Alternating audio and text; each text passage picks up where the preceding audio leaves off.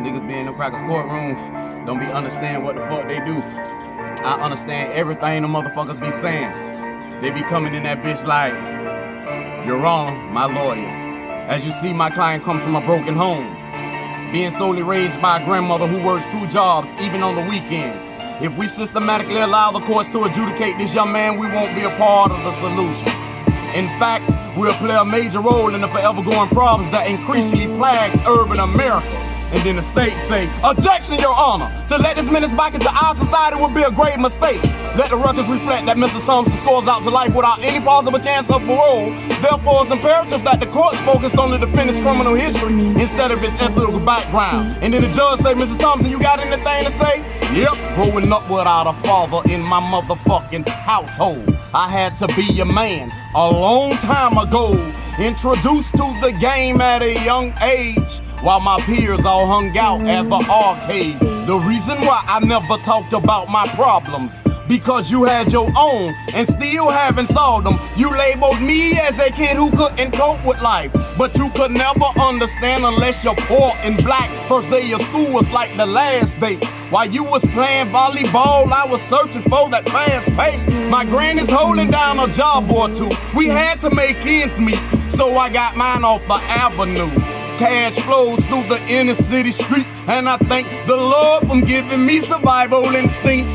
Many of nights I came across somebody's child, leaving this world, gangland style. And all the while, my mind was taking mental notes. Another Negro, ghetto hero, murder she wrote. Could have been me 6 feet deep, but I'm still around on ghetto ground. Shit go down, pound for pound. I'm slinging bricks at the chain gang, and I'ma sling the motherfuckers harder until some things change. So if my past reflects on my destination, then you know I'm in a fucked up situation. And if I'm wrong from getting it the best I can, Your Honor, I'm guilty of being a man.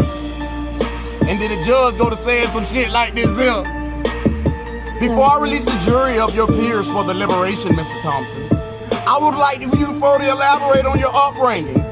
What caused such a young man of your caliber to commit such heinous crimes since the age of 9? Well, 7 kids and 7 different fucking daddies. I used to wish my mammy would have never had me. As I recall, the AFDC we received wasn't enough, and all of us had to eat. I showed no love for whoever tried to knock the hustle, and feel the same if you never really had the struggle. You motherfuckers always place the blame on my kind. When we retaliate, y'all quick to say we've lost our minds and give us time, when time is all we got. Maybe I need 3 free hots in they goddamn clock, cause if I die in the streets or in the pen, leaving my kin with no cheese will be my only sin. I pray to God that you crackers finally understand I'm only guilty of being a motherfucking man.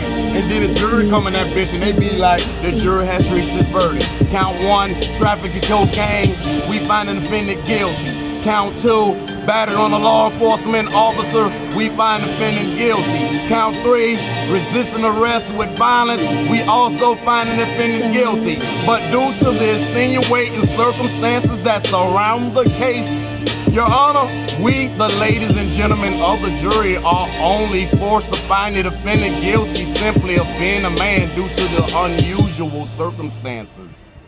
Recess, mistrial.